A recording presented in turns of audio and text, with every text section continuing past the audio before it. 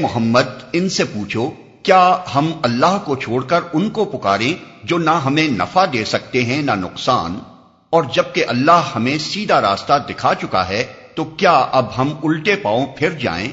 کیا ہم اپنا حال اس شخص کا سا کر لیں جسے شیطانوں نے صحرا میں بھٹکا دیا ہو اور وہ حیران و سرگردان پھر رہا ہو، دراں حالے کہ اس کے ساتھی اسے پکار رہے ہوں کہ ادھر آ، یہ سیدھی راہ موجود ہے۔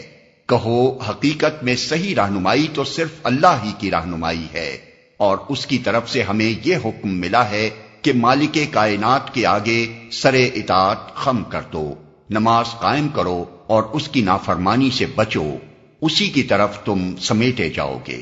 وہی ہے جس نے آسمان و زمین کو برحق پیدا کیا ہے، اور جس دن وہ کہے گا کہ حشر ہو جائے اسی دن وہ ہو جائے گا۔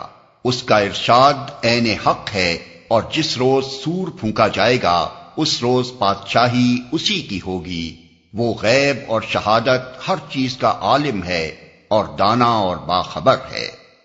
ابراہیم کا واقعہ یاد کرو جبکہ اس نے اپنے باپ آزر سے کہا تھا، کیا تو بتوں کو خدا بناتا ہے؟ میں تو تجھے اور تیری قوم کو کھلی گمراہی میں پاتا ہوں۔ ابراہیم کو ہم اسی طرح زمین اور آسمانوں کا نظام سلطنت دکھاتے تھے، اور اس لیے دکھاتے تھے کہ وہ یقین کرنے والوں میں سے ہو جائے۔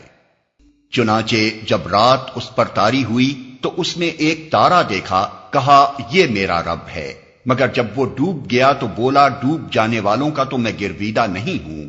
پھر جب چاند چمکتا نظر آیا تو کہا یہ ہے میرا رب، مگر جب وہ بھی ڈوب گیا تو کہا اگر میرے رب نے میری رہنمائی نہ کی ہوتی تو میں بھی گمراہ لوگوں میں شامل ہو گیا ہوتا۔ پھر جب سورج کو روشن دیکھا تو کہا یہ ہے میرا رب، یہ سب سے بڑا ہے، مگر جب وہ بھی ڈوبا تو ابراہیم پکار اٹھا، اے برادران قوم، میں ان سب سے بیزار ہوں جنہیں تم خدا کا شریک ٹھہراتے ہو۔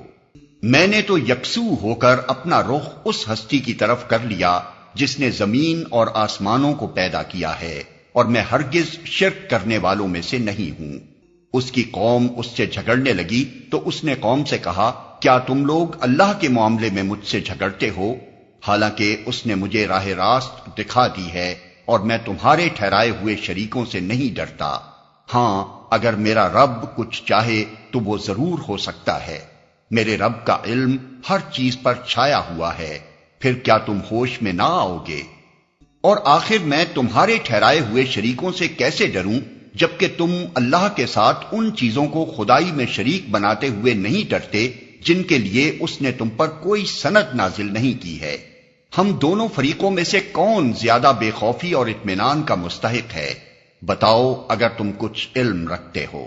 حقیقت میں تو امن انہی کے لیے ہے، اور راست روی پر وہی ہیں جو ایمان لائے اور جنہوں نے اپنے ایمان کو ظلم کے ساتھ آلودہ نہیں کیا۔